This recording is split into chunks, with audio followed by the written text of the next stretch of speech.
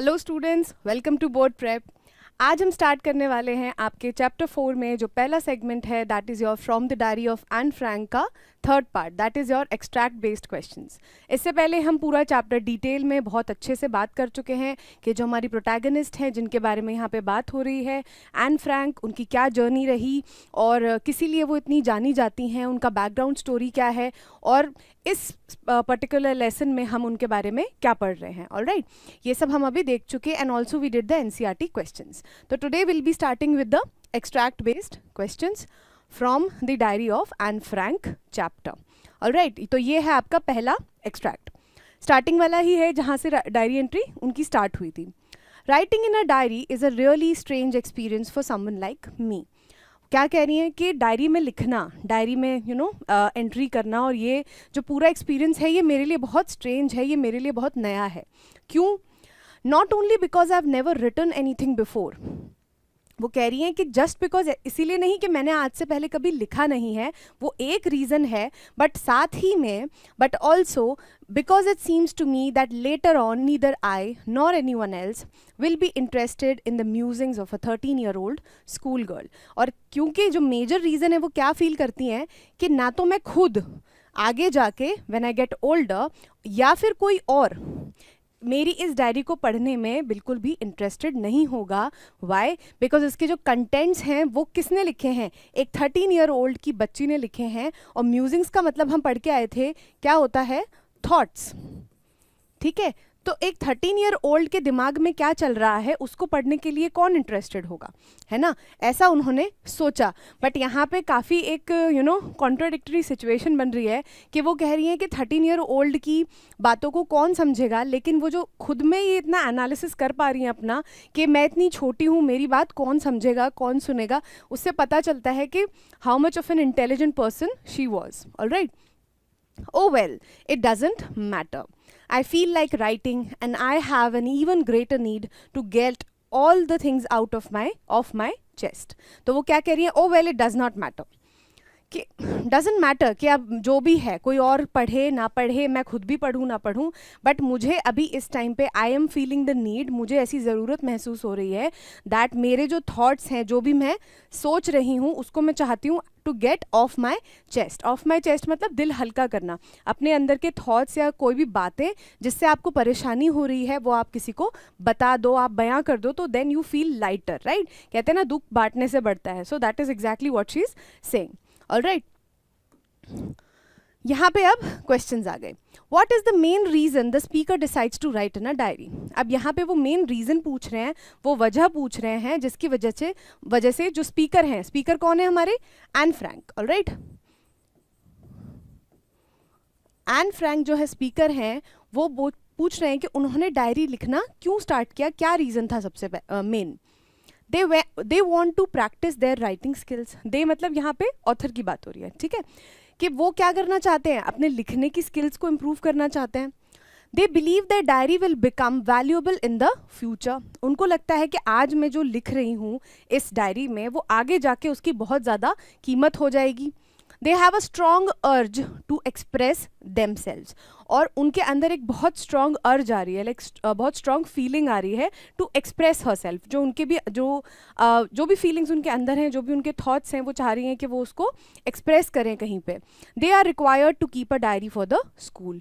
उनको एक असाइनमेंट मिला है स्कूल की तरफ से कि उनको डायरी मेंटेन करनी है। सो ऑब्वियसली वी नो कि जो ऑथर हैं वो ऐसी सिचुएशन में है जहाँ पे even when she is surrounded by a lot of people she feels alone, she feels depressed at times. So और उनको ऐसा भी लगता है कि उनके पास कोई बात करने के लिए नहीं है जिनसे वो अपने एक्चुअल थॉट्स क्या कर सकें, शेयर कर सकें। ठीक है, सो दैट इज़ वाई उनको अपने दिल हल्का करने के लिए एक डायरी चाहिए जिनको वो एक फ्रेंड की तरह ट्रीट करती हैं।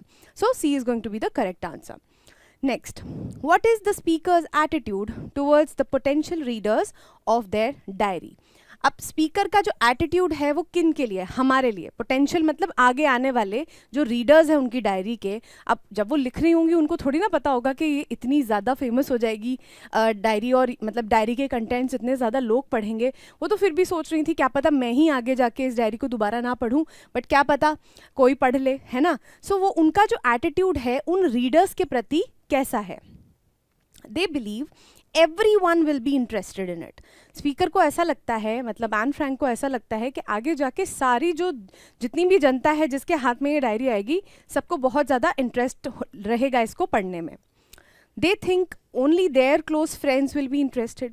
उनको लगता है कि सिर्फ उनके क्लोज फ्रेंड्स जो उनके आसपास में हैं, फ्रेंड्स हैं, वो इंटरेस्टेड होंगे. They doubt anyone including themselves should be interested. तो यही तो अभी हम पढ़ के आए थे कि उनको शक था कि बाकियों सबका तो छोड़ दो, क्या पता मुझे ही इंटरेस्ट ना रहे आगे जाके मेरी डायरी पढ़ने में. They are confident that historians will find it valuable. और उनको ये लगा कि आगे जाके बहुत जो हिस्टोरियंस हैं, हिस्टोरियंस मीन्स फ्यूचर में जाके जो कोई भी लोग होंगे, फिर जब वो हिस्ट्री पढ़ेंगे, मतलब उनका एग्जिस्टिंग टाइम पढ़ेंगे, तो उनको ये डायरी बहुत ज़्यादा वैल्यूएबल लगेगी. वो थी इंटेलिजेंट, वो इतनी ज़्यादा थोड़ी ना, मतलब वो फ्यूचर थोड़ी ना देख सकती थी कि वो ये सब सोचेंगी. ठीक है, सो ऑब्वियस ही बात है, this was the correct answer, that she doubted कि वो खुद भी नहीं पढ़ेंगी और बाकियों का तो उनको बहुत ही ज़्यादा डाउट था. खुद का तो थोड़ा बहुत था भी, लेकिन बाकियों का बहुत ज़्यादा था, that nobody will be interested in reading it. Next, which phrase wood from the text. अब टेक्स्ट का क्या मतलब है यहाँ पे, जो एक्सट्रैक्ट आपको दिया गया है. Suggest that the speaker has a strong desire to share their thoughts. अब यहाँ पे कौन सा फ्रेज है, टेक्स्ट मतलब जो आपको एक्सट्रैक्ट दिया गया है उसमें कौन सा फ्रेज है जिससे ये पता चलता है that the speaker has a strong desire to share their thoughts. मतलब उनको बहुत ज़्यादा एक ये डेस्परेट नीड फील हो रही है कि वो अब अपने थॉट्स एक्सप्रेस करें. पहला, oh well it does not matter, I feel like writing. Oh well मतलब इट डज नॉट मैटर, अब मैं जो भी ये सब सोच रही हूँ इसका कोई मतलब नहीं है. क्या सोच रही थी वो, एक बार देख लेते हैं. वो ये सोच रही थी कि एक तो पहली बात तो मैंने कभी लिखा नहीं है, दूसरी बात क्या पता मैं और कोई भी इसमें इंटरेस्टेड ना रहे. ऑलराइट, ठीक है, ये आपका पहला फ्रेज हो गया. सेकंड, ऑफ माई चेस्ट, दिल हल्का करना. इससे तो एज सच कुछ खास नहीं पता लगता. Writing in a diary is strange, उनको ऐसा लग रहा है कि डायरी में लिखना स्ट्रेंज है. I have never written anything before, किसी को एक्सपीरियंस से क्या मतलब होगा, राइट. सो इसी जो फ्रेज है उससे हमें पता चलता है कि now she wanted, I mean really wanted to express her thoughts. Alright, next, paper has more patience than people. अब यहाँ पे एक बहुत ही एक सिग्निफिकेंट लाइन आ गई है, that means paper has more patience. और आई एम प्रिटी श्योर कि ये जो फ्रेज है वो आपको extract based questions, long answer type questions और बाकी कहीं पे भी जहाँ पे पॉसिबल होगा वो पक्का पूछेंगे इस फ्रेज के बारे में. So be very thorough about it. Alright, I thought of this saying on one of the days when I was feeling a little depressed. उन्होंने इस saying के बारे में, मतलब ये जो phrase है इसके बारे में उन्होंने कब सोचा, कि जब वो एक बार अकेली बैठी थी अपने घर पे and she was feeling very depressed. ठीक है, और वो कैसे बैठी थी, and was sitting at home with my chin in my hands, bored and listless, wondering whether to stay in or go out. अब यहाँ पे क्या है, she was sitting with chin in my hands, मतलब अपने चिन जो है वो अपने हाथों में ऐसे रख के, when you are depressed और आपके पास कुछ करने के लिए नहीं होता है, you are very uninterested about your surroundings, तो आप क्या करते हो, आप एकदम बोर होके बैठ जाते हो ऐसे करके, है ना, in a resting position, right. Board and listless मतलब कोई इंटरेस्ट नहीं है आपको किसी और चीज़ को करने में. ठीक है, और वो वंडर कर रही हैं, वो ये सोच रही हैं कि क्या मुझे अंदर ही रहना चाहिए, मतलब घर में ही रहना चाहिए, या मुझे बाहर जाना चाहिए. Stay in means staying at your home. I finally stayed where I was. और फिर उन्होंने क्या डिसाइड किया, क्योंकि वो ऐसे बैठी थी, because she did not have energy to do anything else, और उनका मन भी नहीं कर रहा था, तो वो वहीं रही जहाँ पे वो बैठी थी. ब्रूडिंग, अब ब्रूडिंग का मतलब क्या होता है, जब आप क्या कर रहे होते हैं, बैठ के अपने थॉट्स को कॉन्टेम्पलेट कर रहे होते हो, आप अपने थॉट्स के बारे में सोच रहे हो, और यूजुअली वो जो थॉट्स होते हैं वो काफ़ी सैड होते हैं इन नेचर. ऐसा नहीं कि कुछ बहुत एक्साइटिंग सोच रहे हो तो then you are brooding. No, आप जब कुछ सैड सोच रहे हो या आपका खुद का mental state is not fine और आप किसी चीज़ से परेशान हो, you upset, that is when आप उन सब चीज़ों के बारे में सोचते हुए जब चुपचाप बैठ जाते हो, that is known as brooding.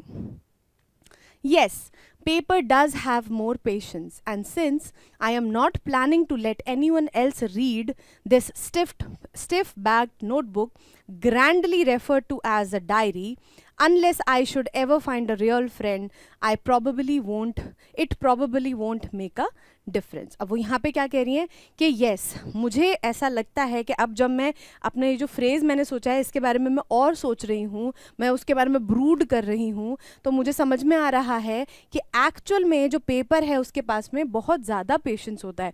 अब पेपर के बारे में यहाँ पे हम ऐसे बात कर रहे हैं जैसे हम किसी इंसान के बारे में बात कर रहे हैं, बट वो एक इनएनिमेट ऑब्जेक्ट है, बट यहाँ पे फिर भी उनको एक ऐसे एन फ्रैंक ऐसे कंसिडर कर रही हैं क्योंकि आगे जाके वो डायरी को क्या कर रही हैं, अपना फ्रेंड कंसिडर कर रही हैं, right. So now she is talking about the paper in that diary as a friend only, as a medium to talk to. तो वो उसी सेंस में कह रही हैं कि जैसे कोई फ्रेंड होगा, कोई जानकार होगा, वो क्या करेंगे, आपका एक दिन सुनेंगे, 2 दिन सुनेंगे, 3 दिन सुनेंगे. एक टाइम ऐसा आएगा when they will get bored and they will ignore you, और या फिर वो आपको बोल ही देंगे कि यार बस हो गया ना, बहुत ज़्यादा हो रहा है, अब इतना ज़्यादा like I can not talk this much emotional things with you, और इतना ज़्यादा सैड बातें मैं नहीं कर सकते आपसे. ठीक है, तो उससे से उन्होंने डिसाइड किया, उन्होंने एकदम उस कंक्लूजन पे पहुंची कि जो पेपर है वो क्या है, उसके पास ज़्यादा पेशेंस होता है. And since I am not planning to let anyone else read this stiff back notebook, मतलब अब मैं अभी फ़िलहाल तो मेरा कोई प्लान नहीं है कि मैं किसी को ये जो बुक है मेरी इसको मैं पढ़ाने वाली हूँ. और वो जो बुक है वो कैसी है, स्टिफ बैक्ड. स्टिफ बैक्ड का मतलब होता है स्टिफ, मतलब एकदम स्टिफ, जो फ्लेक्सिबल नहीं है, कोई चीज़ जो मूव नहीं करती. अब यहाँ पे स्ट्रेट फॉरवर्ड मतलब है कि गत्ते वाली जो नोटबुक है जिनके आसपास आगे पीछे गत्ता लगा होता है, और उसको ग्रैंडली मतलब उसको थोड़ा सुपरफिशियली हम थोड़ा सा चढ़ा के उसको क्या बोलते हैं, उसको डायरी बोलते हैं. जबकि वो है क्या, वो एक ऐसी नोटबुक है जिसके आगे पीछे गत्ता लगा है. सो यहाँ पे भी she is all humorous and all that, और वो बहुत मजाकिया तरीके से बता रही हैं कि डायरी को हम ग्रैंडली रेफर करते हैं एज नहीं, स्टिफ बैक नोटबुक को हम ग्रैंडली रेफर करते हैं as a diary. Unless I should ever find a real friend, और अगर कभी मुझे जब तक मतलब मुझे एक रियल फ्रेंड नहीं मिलता तब तक ही आई डोंट थिंक इससे कोई बहुत ज़्यादा फ़र्क पड़ने वाला है. ठीक है जी, अब ये था हमारा सेकंड एक्सट्रैक्ट. अब इस पे क्या क्वेश्चंस हैं. In the sentence I finally stayed where I was brooding, what does the word brooding most likely mean? अब यहाँ पे वो स्टेटमेंट आपको दे दिया है जहाँ पे brooding वर्ड का यूज़ हो रहा है, and they are asking for the meaning of brooding. ये सिमिलर उसी लाइन पे क्वेश्चन है जहाँ पे आपसे सिनोनिम पूछा जाता है. ठीक है, सिनोनिम का मतलब क्या होता है, similar in meaning.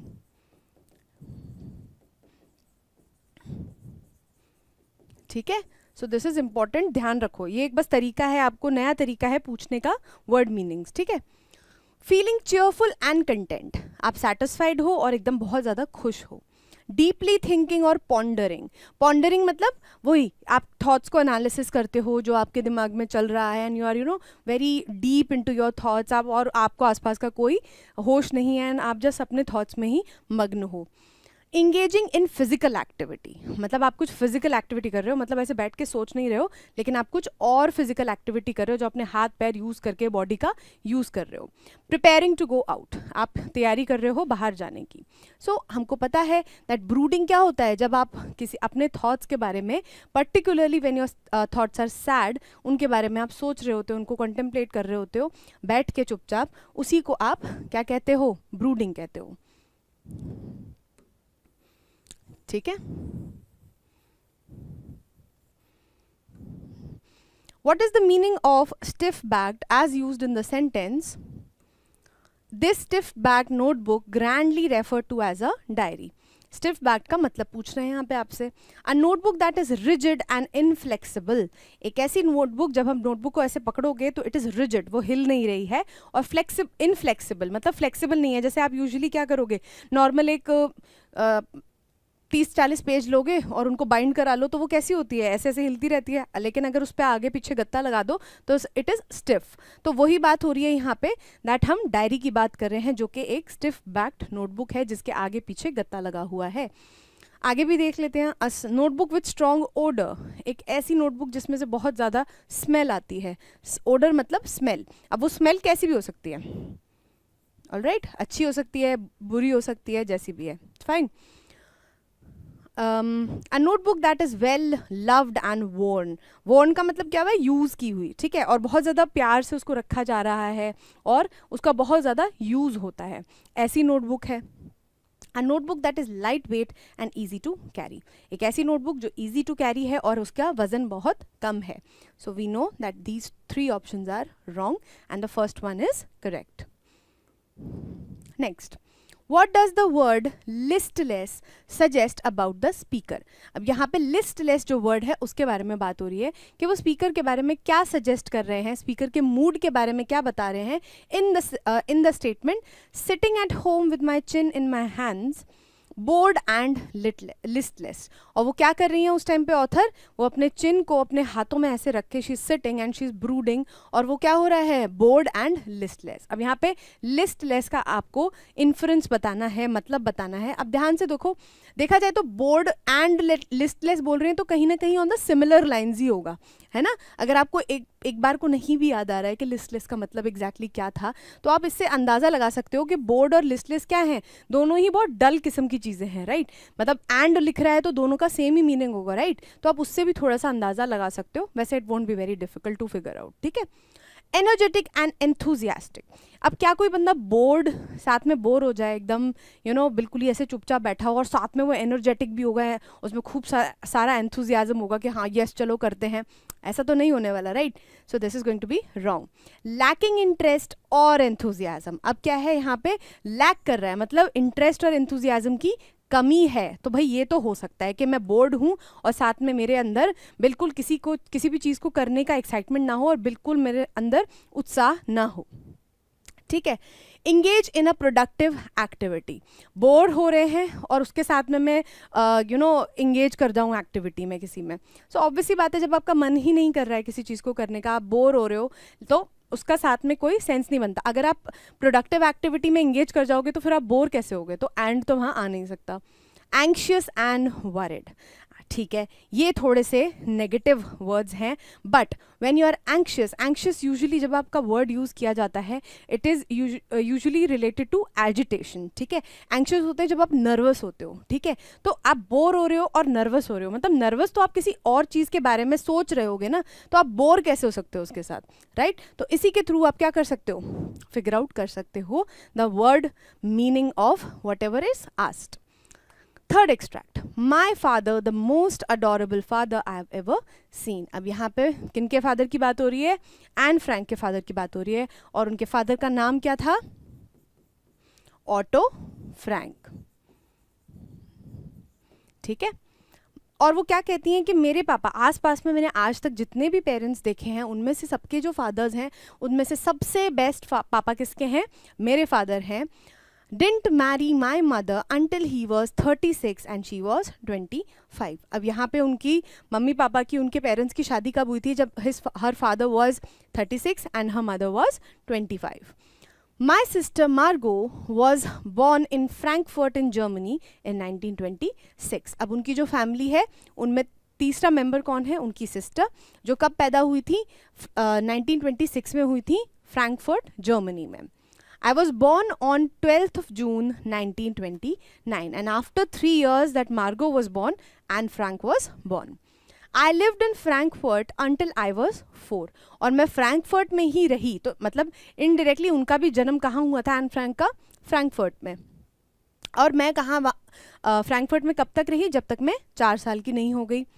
My father emigrated to Holland in 1933. और क्या हुआ, उनके फादर जो उन्होंने क्या किया, एमिग्रेट करना. एमिग्रेट मतलब अभी हम पढ़ के भी आए थे, चैप्टर में देखा था. एमिग्रेट का मतलब होता है आप जब किसी एक जगह में, अपने होम टाउन में या होम कंट्री में आप रहते हो, लेकिन व्हेन आप अपने जगह को छोड़ के आप किसी और कंट्री या जगह में चले जाओ, उसको एमिग्रेशन कहते हैं. सिमिलरली अगर आपके घर में, आपके होम में अगर कोई बाहर का व्यक्ति आता है तो हम कहेंगे कि उसने इमिग्रेट किया है, इमीग्रेट. इमीग्रेट में आई आता है, एमिग्रेट में ई आता है, फाइन. तो उनके फादर जो थे वो क्या करे, एमिग्रेट कर गए हॉलैंड में in 1933. My mother Edith Hollander Frank went with him to Holland in सितंबर. वो दोनों साथ गए, पेरेंट्स उनके जो थे वो साथ में कहाँ चले गए, हॉलैंड चले गए इन द ईयर 1933. अब ये जो डेटा लाइक क्वेश्चंस होते हैं इनको थोड़ा ध्यान देना क्योंकि इनसे डेफिनेटली क्वेश्चन आता है. While Margot and I were sent to Aachen to stay with our grandmother. और मार्गो उनकी बहन और एन फ्रैंक को कहाँ भेज दिया गया? उनके ग्रैंड मदर के पास भेज दिया गया to live with her in Aachen. Aachen क्या है? एक सिटी है जर्मनी में. ठीक है. Margot went to Holland in December and I followed in February. क्या हुआ? जो मार्गो थी, जो बड़ी बहन थी, वो कब गई? दिसंबर में गई इन द सेम ईयर. पहले पेरेंट्स गए सितंबर में, देन मार्गो गई दिसंबर में, एंड अगले साल की फेब में एन फ्रैंक गई. When I was plunked down on the table as a birthday present for Margot. और क्या था यहाँ पे भी also she is using a very humorous tone कि उनको क्या किया गया. ऐसा जब आप गिफ्ट लेके जाते हो तो ऐसे करके रख देते हो ना, तो उसी को प्लंक डाउन कह रहे हैं कि एकदम से किसी चीज़ को रख देना. किस तरीके से कि ऐसे जैसे एन फ्रैंक को क्या करा हो, बर्थडे प्रेजेंट बना के मार्गो के लिए ले गए हो. ऑलराइट. सो अच्छा, फैमिली में कौन कौन है एक बार देख लेते हैं. ईडिथ फ्रैंक, ठीक है, और उनकी सिस्टर मार्गो फ्रैंक. ग्रैंडमदर का नाम मेंशन नहीं है, but we know that she is also a part of the family. Alright. ठीक है. At what age did the speaker's father marry their mother. Speaker कौन? एन फ्रैंक के जो फादर हैं, उन्होंने किस एज पे उनकी मदर से शादी करी थी. ठीक है. अब सी, यहाँ पे आप कंफ्यूज हो सकते हो कि मदर की एज पूछ रहे हैं या फादर की एज पूछ रहे हैं, बट आप ध्यान से देखोगे at what age did the speaker's father. See, इनके बारे में बात हो रही है. समझ आया? मैरी देयर मदर, ये तो क्वेश्चन का आगे का पार्ट हो गया. पूछा किसके बारे में जा रहा है? एन फ्रैंक के फादर के बारे में. तो अभी हम पढ़ के आए थे कि वो कितने साल के थे? 36 के. ऑलराइट. सो ये आपके तीनों ऑप्शंस गलत हो गए. When and where was the speaker born? जो स्पीकर हैं, जो एन फ्रैंक हैं, वो कहाँ पे, कहाँ पे और कब पैदा हुई थी? अब हमें पता है कि जो स्पीकर है एन फ्रैंक है, वो फ्रैंकफर्ट में पैदा हुई थी.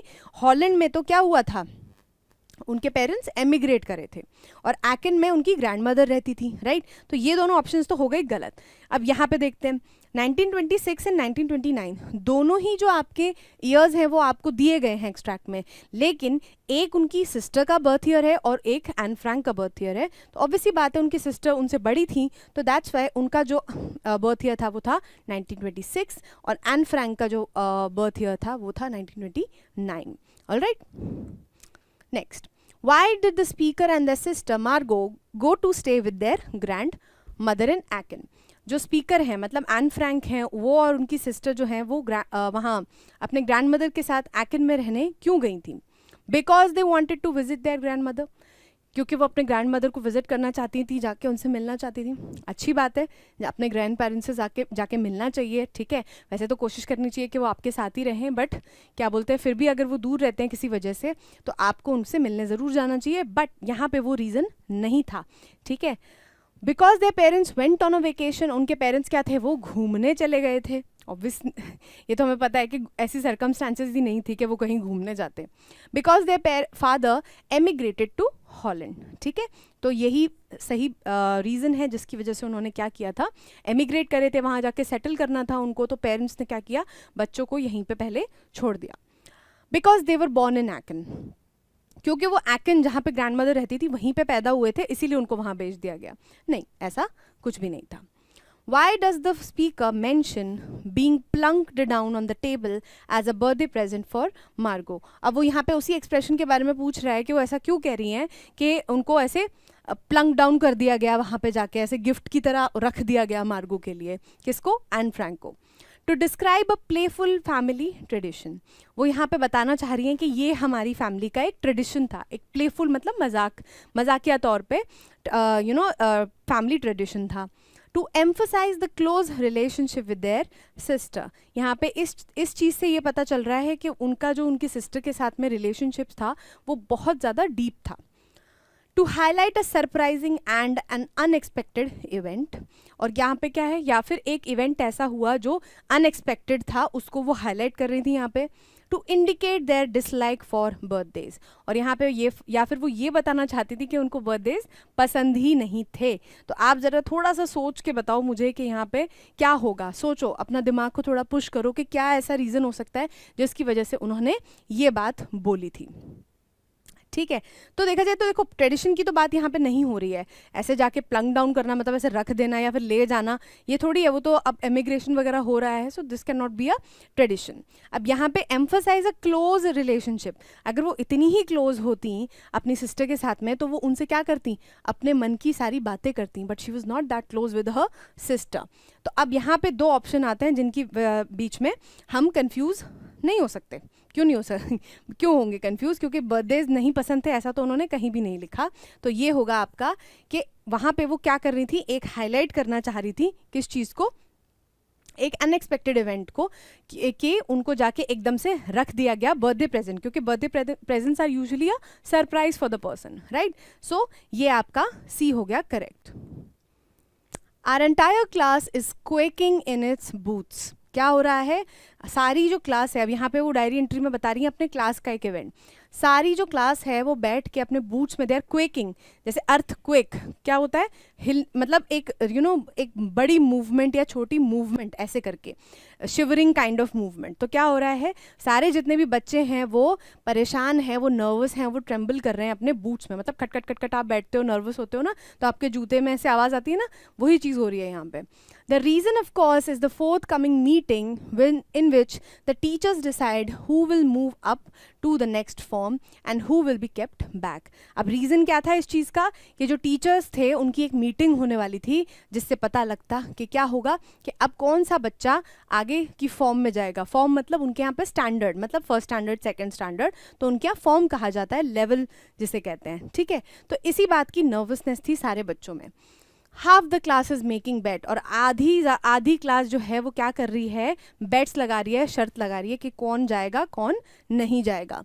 GN and I laugh ourselves silly at the two boys behind us, CN and Jackus, who have staked their entire holiday savings on their bet. और क्या है, उन्होंने शर्तें लगाई हैं, तो यहाँ पे किस चीज़ से शर्तें लगाई हैं, पैसे से शर्तें लगाई हैं। जो उनके पीछे लड़के बैठे हैं, एन फ्रैंक और उनकी जो फ्रेंड बैठी हैं, ये सब लोग मिलके क्या है मतलब एन फ्रैंक बता रही हैं कि जो मेरे पीछे जो लड़के बैठे हैं उन्होंने क्या किया है, उन्होंने अपनी सारी हॉलीडे की जो सेविंग्स हैं पैसे की, वो बेट में लगा दी हैं, शर्त में लगा दी है। फ्रॉम मॉर्निंग टू नाइट, और सुबह से लेकर रात तक क्या चल रहा है, you are going to pass, no I am not, yes you are, no I am not. और क्या कर रहे हैं सब एक दूसरे को क्या बोल रहे हैं, तुम हो जाओगे, नहीं हो जाओगे, नहीं होऊंगा, ऐसे करके बात हो रही है यहाँ पे। Even these pleading glances and my angry outburst can't calm them down. और जो उनकी फ्रेंड है वो क्या कर रही है, ऐसे एकदम ऐसे नीडी तरीके से उनकी तरफ देख रही हैं कि please stop doing all that. And जो एन फ्रैंक है उन्होंने एकदम आउटबर्स्ट, मतलब गुस्से में चिल्लाया भी है, बट इन दोनों चीज़ों का भी कोई फ़र्क नहीं पड़ रहा किसी पे। If you ask me, there are so many dummies that about a quarter of the class should be kept back. और वो कह रही हैं dummies means stupid.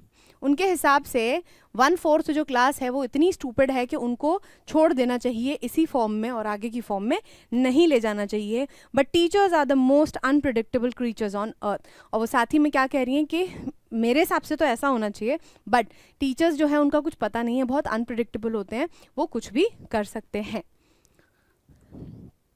अब what have CN and Jackus staked their holiday savings on? अब यहाँ पे क्या है कि वो किस चीज़ पे अपनी शर्तें लगाई हैं उन्होंने, जो उनके पीछे लड़के बैठे थे एन फ्रैंक के पीछे। पहला, अ गेम ऑफ चांस, एक कोई गेम है, गेम मतलब चांस, जैसे आप लूडो खेलते हो उसमें डाइस आप रोल करते हो, तो वो एक चांस का ही तो गेम है, उसमें कुछ भी आ सकता है। तो एक कोई गेम है जिसका जिसमें चांस की बात है, उस पर उन्होंने अपनी सारे पैसे शर्त पे लगा दिए हैं। So this is not it.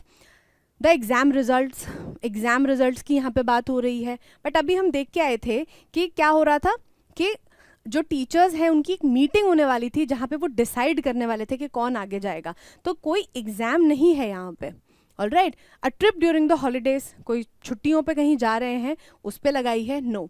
The bet was on other students कि कौन जाएगा कौन नहीं जाएगा।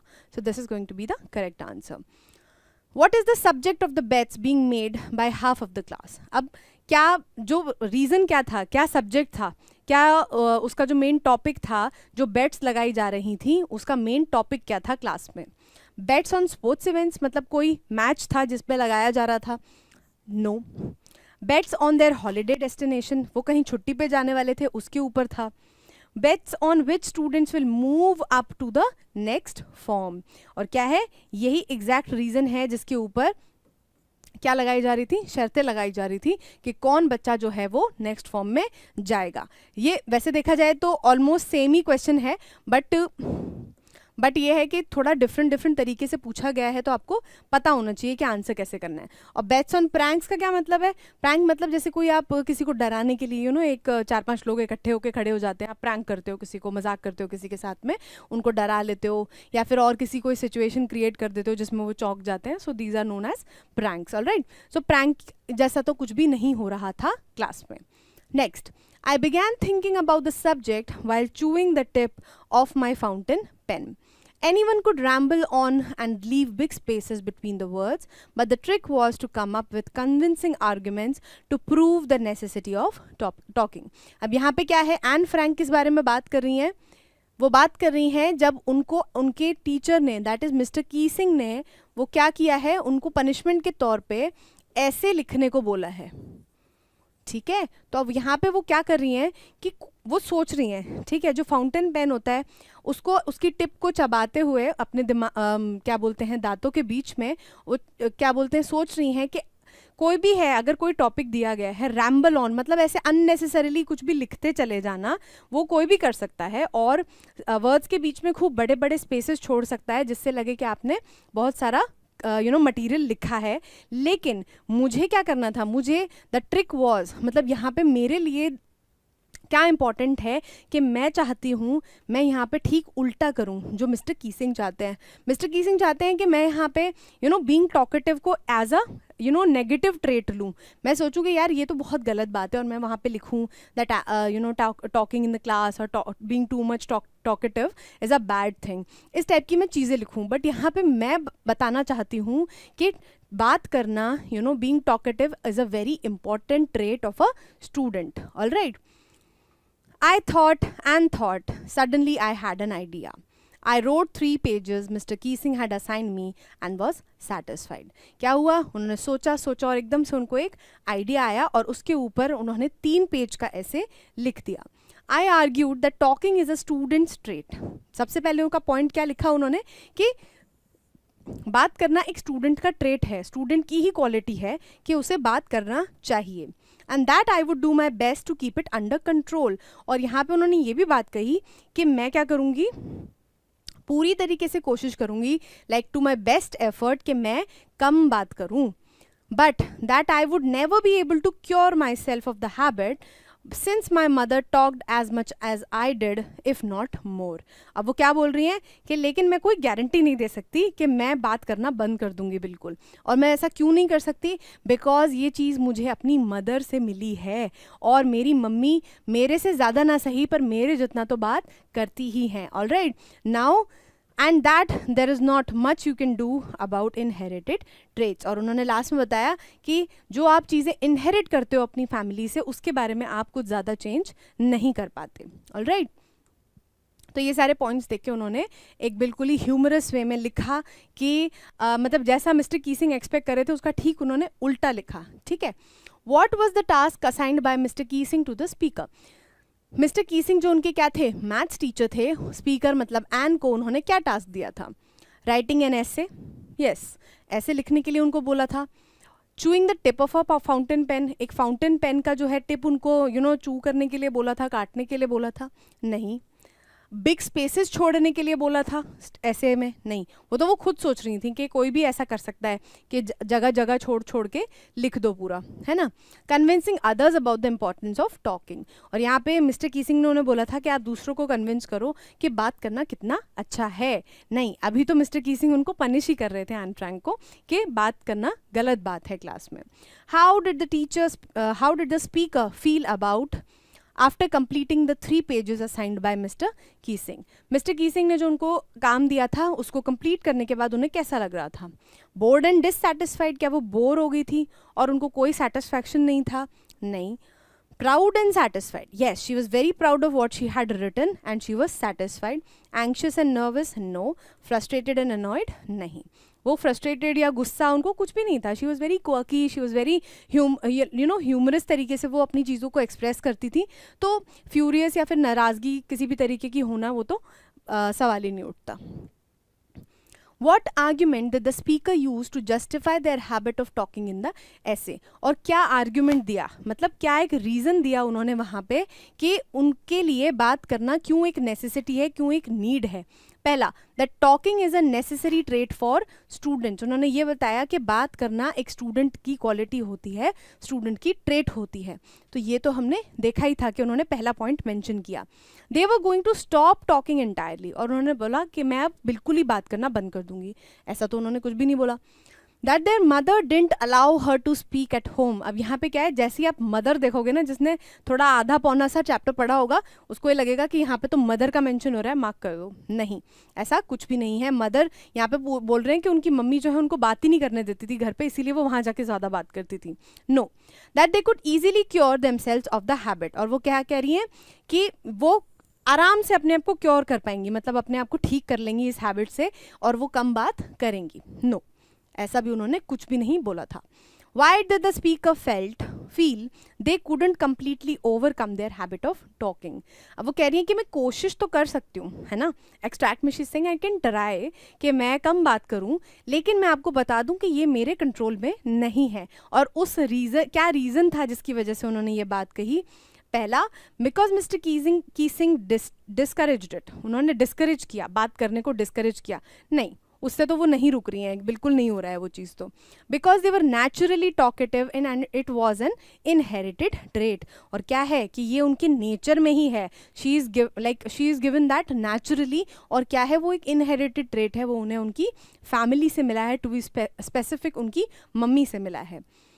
Because they lacked the ability to write essays, कि उनके अंदर ऐसे लिखने की कोई एबिलिटी नहीं थी. नहीं. And because there mother disapproved of it, और उनकी मदर ने उनको बोला था कि आप ऐसा काम नहीं करोगे, आप क्योर नहीं करोगे. तो ऐसा भी कुछ नहीं हुआ था. And it was because she felt that it is an inherited trait.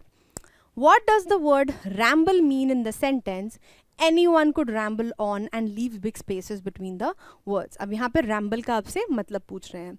To walk aimlessly. अब क्या है, कंफ्यूज हो जाओगे क्योंकि अभी हम ना लेजरली, स्ट्रोलिंग और इस टाइप के काफ़ी सारे वर्ड्स हम पढ़ चुके हैं अपने चैप्टर्स में. तो आप हो सकता है कंफ्यूज हो जाओ कि अरे वॉक एमलेसली तो देखा देखा सा लग रहा है, मार्क कर देते हैं. नहीं, रैम्बल ऑन यहाँ पे राइटिंग के सेंस में बात हो रही है. टू स्पीक और write at length without a clear purpose, मतलब आपकी क्लैरिटी नहीं है कि आप क्या बताना चाह रहे हो, क्या लिखना चाह रहे हो, और आप बस लिखे जा रहे हो या फिर बोले जा रहे हो. So this is the correct answer. Sprint no, drawing sketches no. All right. In the phrase come up with convincing arguments, what does the term come up with means? अब यहाँ पे पूछ रहे हैं कि she had to come up with convincing arguments. अब यहाँ पे come up का मतलब पूछ रहे हैं जब वो कह रहे हैं कि मुझे अब यहाँ पे arguments देने हैं, है ना, कि किस चीज़ के necessity of talking पे. तो यहाँ पे come up का मतलब पूछ रहे हैं. To stand up मतलब खड़े हो जाना. टू क्रिएट और टू प्रोड्यूस मतलब या फिर आपको यहाँ पे बनाना है, कोई नई चीज़ सोचनी है. टू अराइव सडनली, एकदम से आ जाना. और रिट्रीट फ्रॉम अ सिचुएशन मतलब बैक ऑफ कर जाना, भाग जाना किसी सिचुएशन से. तो यहाँ पे पता लगता है कम अप मतलब आपको एक नई चीज़ बनानी है, आपको प्रोड्यूस करनी है, क्रिएट करनी है. क्या, नए आर्ग्यूमेंट्स, ताकि मैं बता सकूँ कि टॉकिंग की नेसेसिटी, टॉकिंग कितनी ज़रूरी है. Alright, so B is going to be the correct answer. Next, I finished my poem and it was beautiful. It was about a mother duck and a father swan with 3 baby ducklings who were bitten to death by the father because they quacked too much. यहाँ पे क्या है, उन्होंने अपनी poem complete करी. जो last third time उन्होंने mister Keesing ने क्या किया था, उनको एक और होमवर्क दे दिया था. तो यहाँ पे ऐसे की जगह उन्होंने क्या करी थी, एक पोएम लिखी थी, एक वर्स फॉर्म लिखा था, जिसमें क्या है, एक मदर डक है, ठीक है, और स्वॉन है फादर. और उसमें जो फादर है वो इतना ज़्यादा अनॉयड हो गए बच्चों के क्वैक क्वैक करने से, आवाज़ निकालने से, कि उन्होंने उनको हर्ट कर दिया. And they were beaten to that and they died, the ducklings. ठीक है. Luckily, Mr. Keesing took the joke the right way. अब यहाँ पे क्या right way है? जो जोक वो बताना चाह रही थी, मतलब वो यहाँ पे ये एक मैसेज देना चाह रही थी कि बच्चे हैं जो डकलिंग्स हैं वो तो क्वैक क्वैक करेंगे ही ना, वो तो उनका नेचर ही है। तो यहाँ पे देखो उनके फादर ने क्या किया, उनको उसी चीज़ के लिए पनिश करा जो चीज़ जो उनका नेचर है। तो वो भी यही बताना चाह रही थी कि बात करना तो एक बच्चे का नेचर होता है, एक स्टूडेंट का नेचर होता है, और मेरा तो कुछ ज़्यादा ही है बिकॉज ये मेरे अंदर इनहेरिटेड है और आप मुझे इस चीज़ के लिए पनिश नहीं कर सकते, दिस इज़ नॉट राइट। और इसी जोक को क्या हुआ, मिस्टर कीसिंग ऐसा भी तो हो सकता था ना कि मजाक मजाक से नहीं लेते और वो कहते कि बहुत ज़्यादा यू आर एक्टिंग इंटेलिजेंट और मारते उसको पटक के, है ना। बट ऐसा कुछ नहीं हुआ और ना वो नाराज़ हुए, उन्होंने क्या किया, उसको एक जोक की तरह ही लिया और उस मैसेज को उन्होंने समझा कि एन क्या कहना चाह रही है यहाँ पे। He read the poem to the class adding his own comments, और उन्होंने क्या किया उसके बाद उस पोएम को क्लास को भी पढ़ के सुनाया और उसमें कुछ अपनी भी कमेंट्स डाली और उन्होंने अपनी तरफ से भी कुछ बोला, and to several other classes as well, और सिर्फ अपनी क्लास में नहीं बाकी सारी क्लासेस में भी वो जाके उन्होंने पढ़ी। Since then I have been allowed to talk and haven't been assigned any extra homework। और उसके बाद से वो इतने ज़्यादा इम्प्रेस हो गए थे कि उनको कभी भी डांट नहीं पड़ी बात करने के लिए, and she was allowed to talk, और कोई भी एक्स्ट्रा असाइनमेंट भी नहीं दिया गया। ऑन द कॉन्ट्ररी, मतलब ये सब तो हुआ ही, उल्टा ये भी हो गया कि Mr Keesing always making jokes these days. और मिस्टर कीसिंग जो थोड़े से उनको ओल्ड फॉगी बोला था उन्होंने स्टार्टिंग में कि ओल्ड फैशन है एंड ही इज़ ग्रम्पी और वैसे डांटते रहते हैं, अब यहाँ पे एकदम उल्टी चीज़ हो गई थी कि वो भी क्या करते थे, क्लास में जोक्स मारने लग गए थे। अब पहला question, what does the word quacked mean in the sentence beaten to death by the father because they quacked too much. Quacked का मतलब पूछ रहे हैं यहाँ पे, मेक लाउड नॉइजेस, मतलब बहुत ज़्यादा तेज़ चिल्ला के आवाज़ें निकालना, फ्लू अवे मतलब उड़ के चले जाना, स्वैम रैपिडली एकदम से तेज़ तेज़ तैरने लगना, या प्लेड नियर द वाटर पानी के आसपास में खेलना। तो हमें पता है कि क्वैकिंग क्या होती है, एक तरीके की साउंड होती है, that means making loud noises. ठीक है, What does the term took the joke right away suggest about Mr. Keesing's reaction to the poem? अब ये वाली जो लाइन है वो क्या सजेस्ट करती है कि मिस्टर कीसिंग का रिएक्शन क्या था जो पोएम एन ने लिखी थी। He was offended by the joke, offended मतलब बुरा मान जाना, उनको जोक से बुरा लग गया, नहीं। He appreciated the humor and did not take an offense, और उन्होंने क्या किया, जो ह्यूमर था, जो मजाक था उसमें, और जो मतलब एक ह्यूमरस तरीके से उन्होंने बात बोली थी, उसको उन्होंने ऑफेंस नहीं लिया उस चीज़ का, उसका बुरा नहीं माना, एंड उसको एज अ जोक ही लिया। तो ऐसा ही हुआ था वहाँ पे, he was impressed by the ऐसे, एंड उसके बाद उन्होंने एन को बात करने के लिए भी अलाउ कर दिया था। He criticise the poem in the front of class, उन्होंने क्या किया, क्रिटिसाइज मतलब किसी चीज़ में कमी निकालना, उन्होंने कमी निकाली उस पोएम की सारी क्लास के सामने, ऐसा उन्होंने कुछ नहीं किया, उन्होंने उल्टा अप्रिशिएट किया था। He reported the incident to the school authorities, और स्कूल अथॉरिटीज़ को उन्होंने क्या किया कि इन्फॉर्म कर दिया कि देखो ये बच्चा ऐसे ऐसे कर रहा है। ऐसा कुछ भी उन्होंने नहीं किया, उल्टा उन्होंने अप्रिशिएट किया और ऑफेंस नहीं लिया। Next, How has the speaker's life changed since Mr. Keesing read the poem to the class? और स्पीकर जो हैं, जो एन है, उनकी जो लाइफ कैसे चेंज हो गई जब ये पोएम वाला इंसिडेंट हुआ। पहला, the speaker has been assigned more homework, अब स्पीकर को क्या है, और ज़्यादा होमवर्क दे रहे हैं, नहीं। The speaker has been allowed to talk freely, यही हुआ था, उन्होंने जब ऐसे लिखा वो पोएम लिखी उसके बाद से क्या हो गया, Mr Keesing was impressed and he did not take an offence on it, और उन्होंने क्या किया, उसको अलाउ करा बात करने के लिए। The speakers grades have improved, grades मतलब उनके जो मार्क्स थे, उनको जो ग्रेडिंग दी जा रही थी वो इम्प्रूव हो गई थी, नहीं। The speaker had been prohibited from writing more poems, और उनको मना कर दिया गया था कि आज से आप कोई भी पोएम नहीं लिखोगे। ये तो बहुत ज़्यादा हार्श है, ऐसा तो पॉसिबल ही नहीं है, एंड ऐसा हुआ भी नहीं था। ठीक है, so answer is B. What is the meaning of the phrase on the contrary? अब यहाँ पे on the contrary जो phrase है, जो शब्द दिए गए हैं, उनका मतलब पूछा है किस सेंटेंस में। on the contrary Mr. Keesing's always making jokes these days। अब in a similar way, उसी तरीके से अब जो जैसे मतलब मिस्टर कीसिंग थे और अभी भी वो वैसे ही है, नहीं, पहले वो थे old fashion, he was very intimidating और मतलब नाराज़ होते रहते थे हमेशा, बट ऐसा नहीं है। ठीक है, अब डिफरेंट का मतलब अलग, लेकिन यहाँ पे ऑन द कॉन्ट्ररी का मतलब क्या है, बिल्कुल उल्टा हो गया। पहले वो जैसे थे अब उनका बिहेवियर बिल्कुल चेंज हो गया, तो ये भी नहीं होगा। इन एन ऑपोजिंग और ऑपोजिट मैनर। डिफरेंट तो कुछ भी हो सकता है ना, क्या पता वो बिल्कुल इनडिफरेंट हो जाते हैं, तो वो भी डिफरेंट, इनडिफरेंट मतलब उनको कोई फ़र्क ही नहीं पड़ता, वो बात ही करना बंद कर देते या फिर एन को क्लास से बाहर निकाल देते, है ना। लेकिन ऐसा उन्होंने नहीं किया, उनका बिल्कुल काया पलट जिसे कहते हैं, बिल्कुल ऑपोजिट हो गया उनका जो बिहेवियर है। तो this is going to be the correct answer. On the contrary का मतलब होता है इन एन अपोजिंग और अ ऑपोजिट मैनर। ये थे जी आपके सारे एक्सट्रैक्ट बेस्ड क्वेश्चंस, ठीक है। डिटेल में हमने सारे देख लिए, जितने भी डिफ़िकल्ट वर्ड्स थे वो भी डिस्कस हो चुके हैं। अगर आपको फिर भी कहीं दिक्कत आ रही है तो आप जाके पूरा चैप्टर डिटेल में देख सकते हो, उसमें we have discussed all the questions, all the words जिनके मीनिंग्स थोड़े से डिफ़िकल्ट हैं, जो आपके एनसीईआरटी में नहीं भी गिवन है, उनके भी मीनिंग्स वहाँ पे हैं। Till then keep revising. अब मिलते हैं नेक्स्ट लेक्चर में। Thank you.